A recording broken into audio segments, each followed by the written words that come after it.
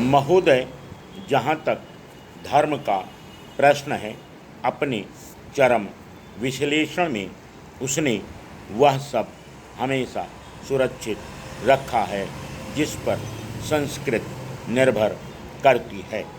दूसरी ओर धर्म को उसकी निष्ठुरता और क्रूरता के लिए जितना भी धिक्कारा जाए उतना कम है, परंतु इसके साथ ही यह भी मानना पड़ेगा कि धार्मिक चेतना की परिधि में कुछ आश्चर्यजनक मानसिक तथ्य सामने आए हैं।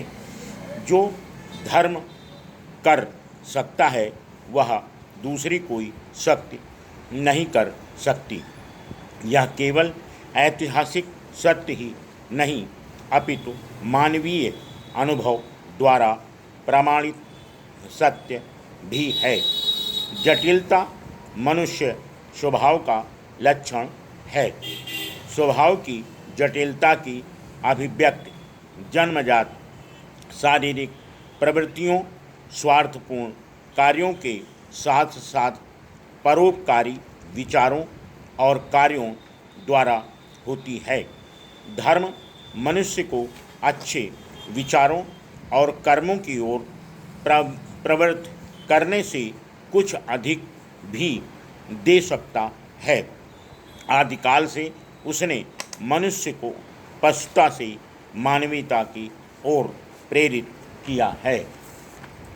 नम्रता, प्रेम, सेवा, त्याग के साथ साथ धर्म ने मनुष्य में सौंदर्य और सत्य के प्रति आकर्षण पैदा करने की महत्वपूर्ण भूमिका भी निभाई है। यह भी सत्य है कि धर्म प्रत्यक्ष या परोक्ष रूप में ईश्वर संबंधी कुछ ऐसी पौराणिक धारणाओं के साथ जुड़ा हुआ है कि आम लोगों के लिए आदि अविश्वासी और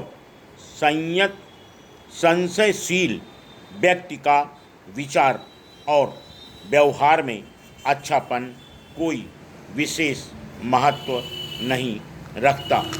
परंतु यदि हमारी संस्कृत चेतना का समुचित विकास हो सके और हम संस्कृत के धरातल पर ऊपर उठ सकें तो विश्वास और अंधविश्वास में भेद समझना कठिन नहीं होगा।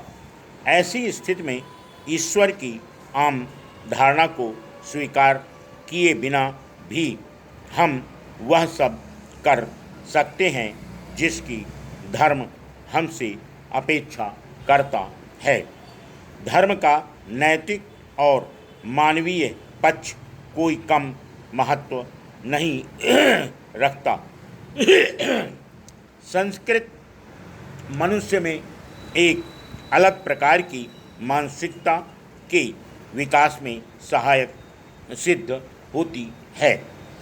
जिन लोगों में व्यक्तित्व में संस्कृत चेतना की परिधि का समुचित विकास हो जाता है वह धार्मिक आस्था और विश्वास के बिना भी जीवन की पृष्ठभूमि में छिपे हुए गूढ़ रहस्यों को भली प्रकार समझ लेते हैं और अपने को उसके प्रति आभारी मानते हैं।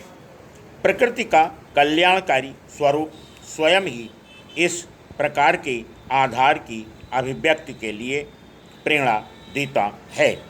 मनुष्य के व्यवहार में जहाँ निहित स्वार्थ के लिए क्रूरता देखकर अविश्वास पैदा होता है, वहीं प्रेम और आनंद से परिपूर्ण जीवन किसी बात का अभाव नहीं होने देता। इस प्रकार सांस्कृतिक धरातल पर ईश्वर के प्रति आस्था और विश्वास को मानसिक तौर पर छोड़ा जा सकता है। जहाँ तक हमारी वास्तविक भावनाओं का प्रश्न है, वह औपचारिक विश्वास के अभाव में भी जीवित रहकर विकसित हो सकती हैं।